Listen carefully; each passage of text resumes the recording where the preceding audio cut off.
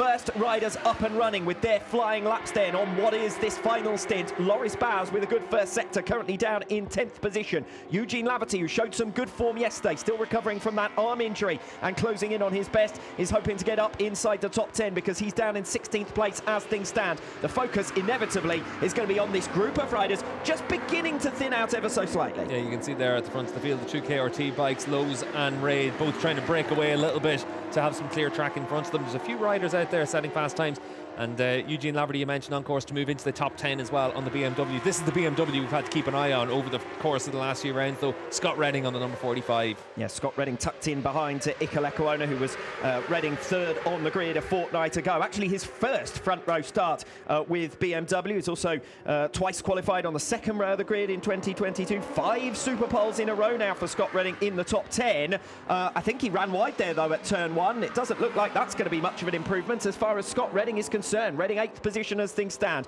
We pick up the 2 Pata Yamaha riders, both of them up as they head towards the halfway stage. Yeah, Locatelli's been able to get through on Toprak as well, so you'd imagine the lap's gone away from Toprak at this stage, but that's going to give Toprak a toe down the start-finish straight on his final lap of the session. Yes, and indeed down this back straight here in towards turn 10, the second heaviest of the braking zones, and at the moment it does look like there's going to be major opportunities for progress here, because just looking at the timing tower on the left-hand side of your screen there, you'll see that through the first sector, 11 of the top 12 all were able to improve. Scott Redding was the exception. We saw him run wide at turn 1. Andrea Locatelli is improving. Toprak lost ground through sector 2. Locatelli's got in front of him on track, and it's Andrea Locatelli, who's had a miserable recent run, who could be looking at his first ever front row grid slot in the Superbike World Championship. Previous best of P4 in Navarra last year, and Assen earlier on in this campaign, all the way back in April. But it's Andrea Locatelli who goes provisional P1. Sub 1 minute 41 from Locatelli. 1 minute 40.991.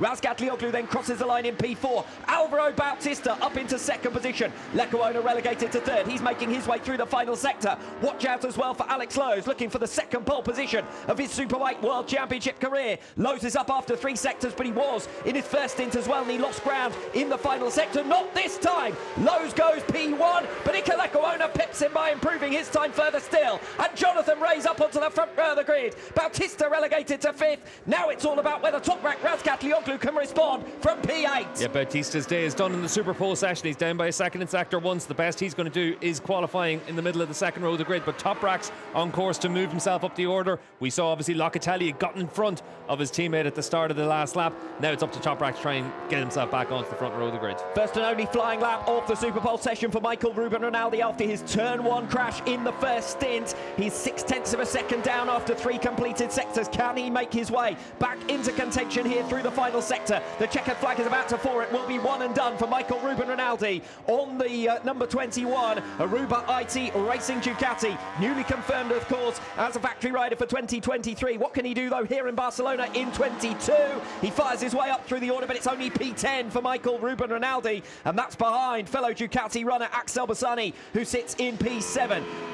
Checkered flag has already fallen. Iker Lecuona was up again after the first sector, but he's dropped ground in sector 2. Now it's all about Toprak trying to eke out his stint length here. He's going to take the checkered flag behind Andrea Locatelli. He comes across the line. Toprak Razgat Lioglu improves his time but remains in 8th, and Toprak becomes the second of the big 3 to qualify off the front row of the grid in 2022, and he's not even top Yamaha in this session. Andrea Locatelli takes P4. Garrett Gerloff sits in P6, and with a further opportunity to improve as he makes his way now through the final sector. Scott Redding relegated all the way down to 13th, and that's where he will remain. He looks devastated as he crosses the line with Luca Myers directly behind him. Myers has qualified in P11. We watch Garrett Gerloff cross the line. He does improve his time, but he remains in P6. So that locks down our positions then for the grid for race 1 this afternoon, and the Tissot Super Bowl race tomorrow morning. Iker Lecuona with his best ever Super Bowl performance, his first pole, the first time he's been up on the front 2 rows of the grid,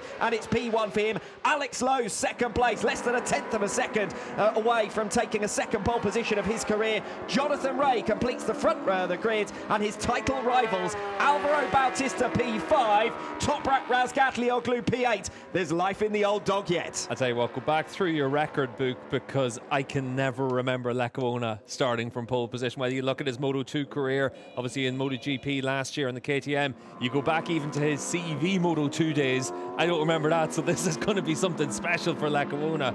And he's been in great form at times this season. The last 3 rounds have been tough for Honda, but we're back at a track they know, we're back at a track the riders know. Lecuona's done a great job to be able to make the difference here today. That final sector is where he was really able to hammer home his advantage, and on his fastest lap, once again, he set the fastest sector of all. So Lecuona, really impressive right at the end of the lap. Interestingly, it was only in sector 4 where he was fastest of all. So that tells you the strength of where the Honda is right now.